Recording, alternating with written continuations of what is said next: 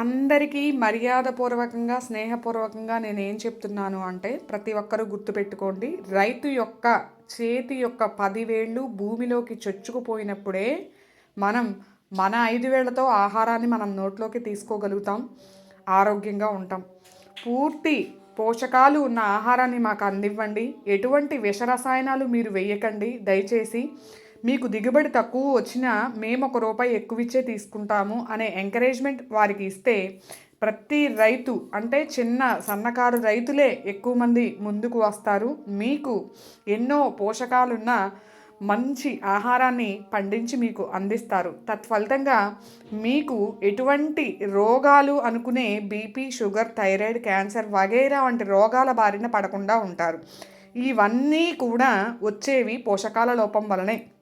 So పోషకాలు లోపం అనేది లేకుండా చూసుకుంటే, పోషకాలు పూర్తిగా నిండి ఉన్న ఆహారాన్ని మనం తీసుకుంటే మనం సంపూర్ణ ఆరోగ్యవంతులుగా ఉంటాము. ఆరోగ్యమే మహాభాగ్యం, మహాయోగం అన్నారు పెద్దలు. జై భూమాత, గోమాత, ప్రకృతి మాత.